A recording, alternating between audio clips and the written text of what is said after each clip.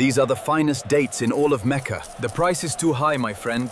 I will give you 3 coins. Agreed, may your trade be prosperous. Keep your guard up. Harder. Move swiftly to the horses. Control your mount. Ride as one. The cavalry will assemble by the eastern fires. We ride as one at first light. Be ready! Peace be upon you. We have traveled far with these goods. And upon you. Rest your camels. The market awaits your spices and silks. Maintain the formation. Close the ranks. Forward! Charge now! They are massing near the river. We must hold this position. Send word to the cavalry to prepare for engagement. He never lost a battle, not once, not in over 100 engagements across 2 decades of continuous warfare against 2 of the most powerful empires on earth.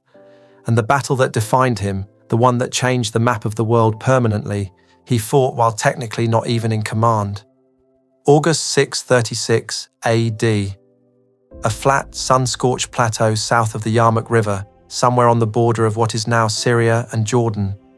2 armies stare at each other across the dust. One of those armies belongs to the most powerful Christian empire on earth.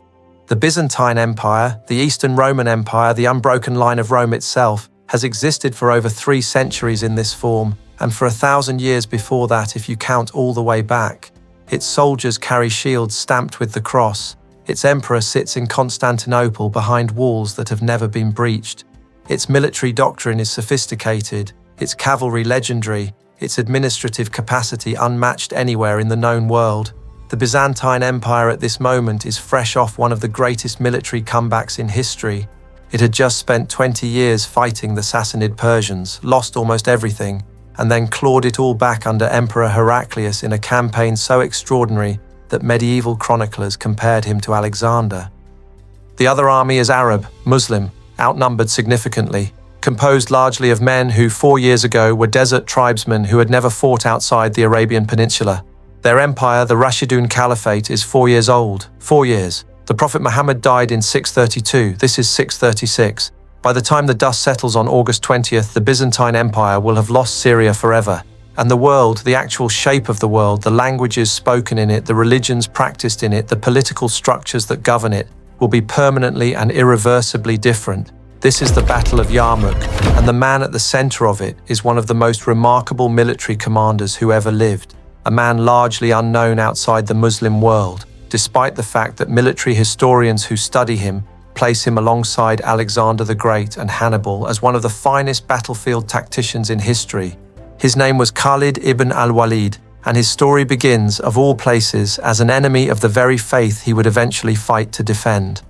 Khalid was born around 592 AD into the Banu Makhzum clan of the Quraysh tribe in Mecca, one of the most aristocratic and militarily accomplished families in Arabia. His father was a respected leader. His childhood was spent learning the things that mattered in that world: horsemanship, archery, swordsmanship, the management of men in difficult terrain. By the time he was a young man, Khalid was already recognized as exceptional, fast, ruthless, instinctively tactical in a way that cannot be taught. Muhammad began preaching Islam in Mecca. The Quraysh opposed him fiercely, and Khalid, as a Qurayshi warrior, fought against the Muslims. At the Battle of Uhud in 625, it was Khalid's cavalry maneuver, a flanking attack at precisely the right moment, that turned what had been a Muslim advantage into a significant defeat. The Muslims suffered heavily that day, and the man responsible for breaking their lines was Khalid ibn al Walid. Think about that. The man who would eventually be called the Sword of Allah spent the early part of his career as one of the most dangerous enemies Islam had. And then, in 629, he converted. The reasons for his conversion are debated by historians. The sources give different explanations. He had grown disillusioned with the Qurayshi leadership. He had genuine theological conviction. He recognized which way the wind was blowing politically. Probably all 3. What mattered was what happened after. Muhammad himself received Khalid when he came to Medina. He gave him a title, Saif Allah al-Maslul, the drawn sword of God, and from that moment, Khalid's extraordinary military talent was directed not against the Muslims but for them, and nothing in the region would ever be the same. By the time the Battle of Yarmouk came around, Khalid had already fought somewhere in the neighborhood of 100 battles. He had never lost one, not a single defeat, In an era when most armies were raised, used and disbanded, Khalid had been in continuous campaigning since his conversion, fighting the Ridda Wars to reunite Arabia after Muhammad's death, then the conquests of Mesopotamia against the Sassanid Persians, then the first campaigns into Byzantine Syria. He had crossed 500 miles of waterless desert in 4 days to reinforce Muslim forces in Syria, a march that military historians still discuss as one of the most audacious logistical feats of the medieval world. He had developed a tactic called the Mobile Guard, a flexible cavalry reserve that could be deployed rapidly to any point on the battlefield that required reinforcement. He had pioneered the use of individual champions, elite swordsmen called Mubarizun, who issued personal challenges to enemy officers before the main engagement, a psychological weapon designed to shake enemy morale before a single formation had clashed. He was 44 years old in 636, at the absolute peak of his powers.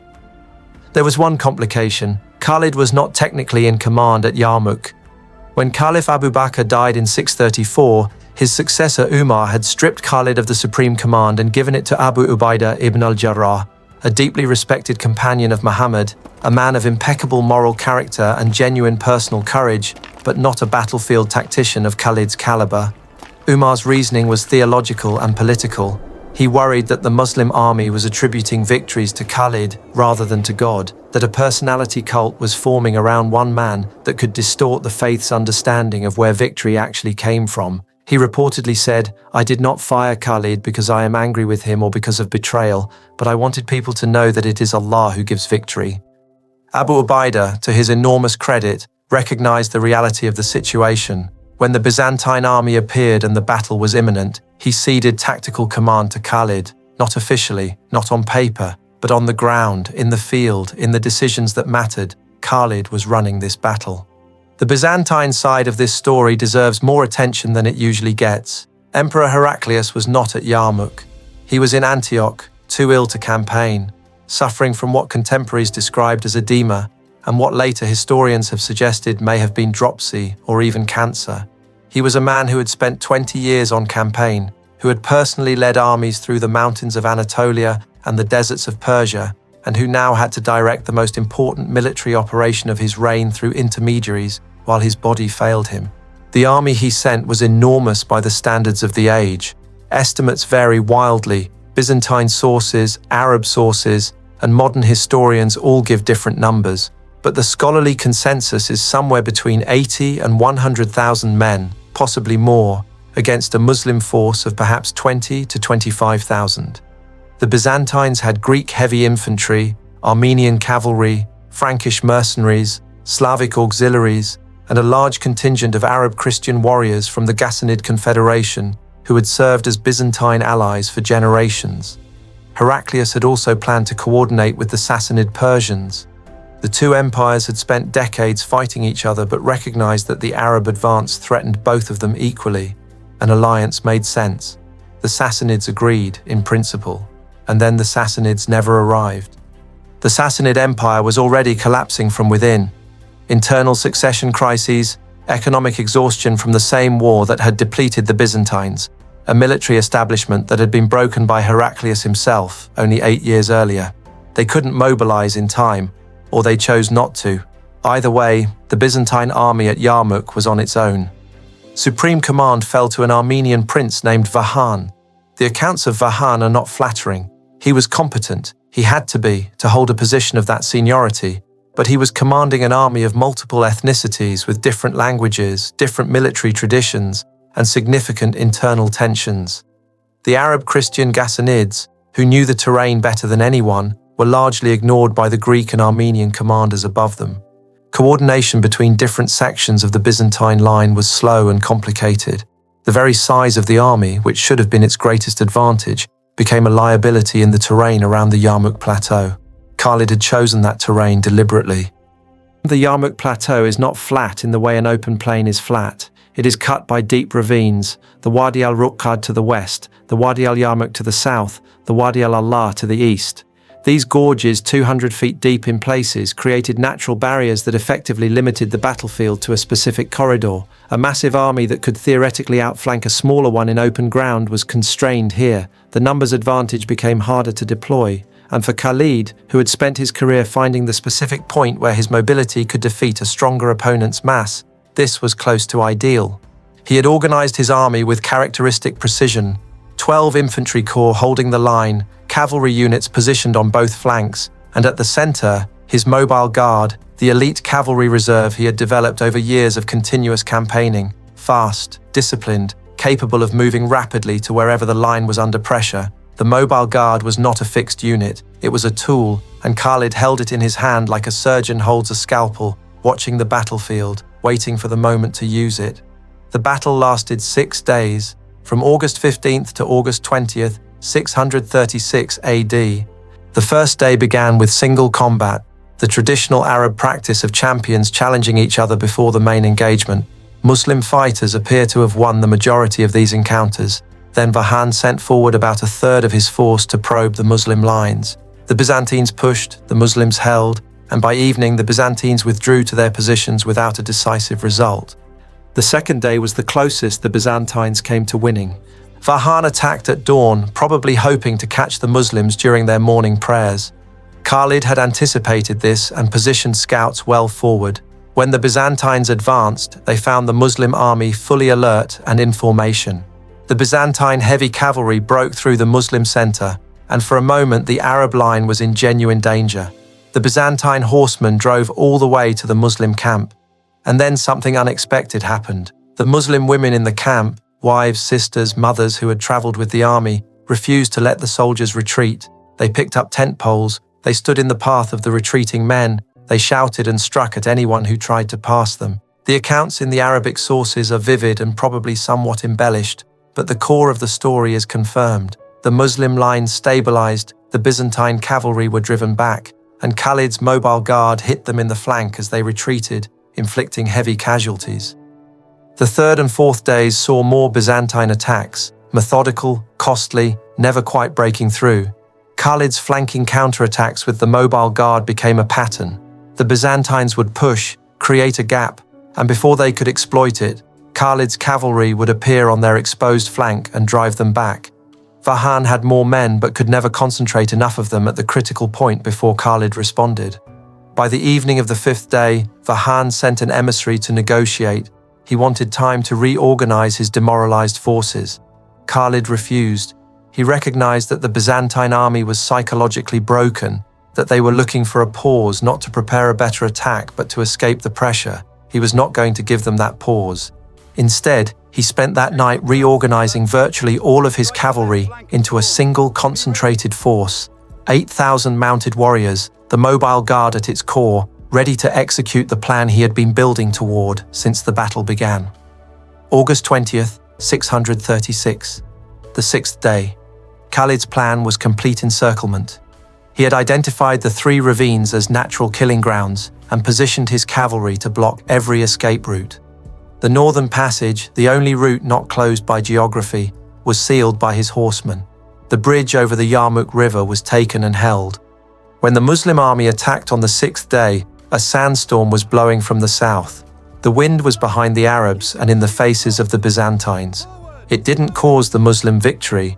The victory was already being engineered by Khalid's cavalry movements, but it added another layer of chaos to Byzantine formations already struggling with communication and coordination. Khalid's cavalry hit the Byzantine flanks simultaneously.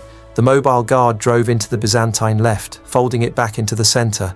The right flank, seeing the left collapse, began to waver and then retreat.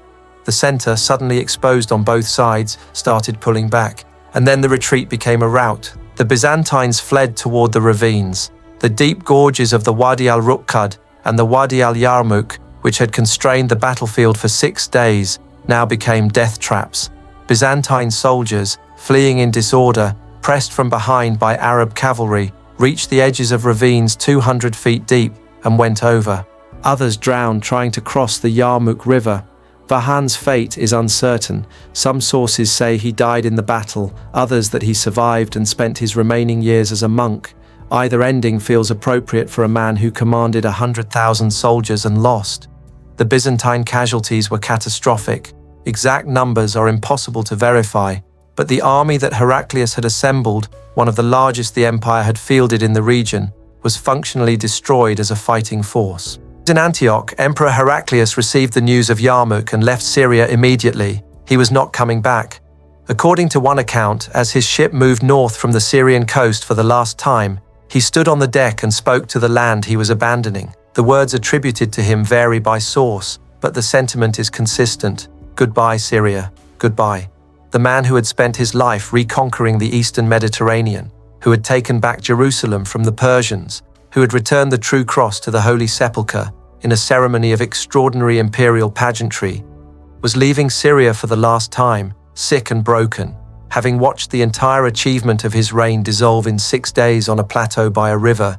He would never really recover. Contemporary sources describe him retreating into isolation in his final years, increasingly detached from the governance of what remained of his empire. He died in 641, 5 years after Yarmouk.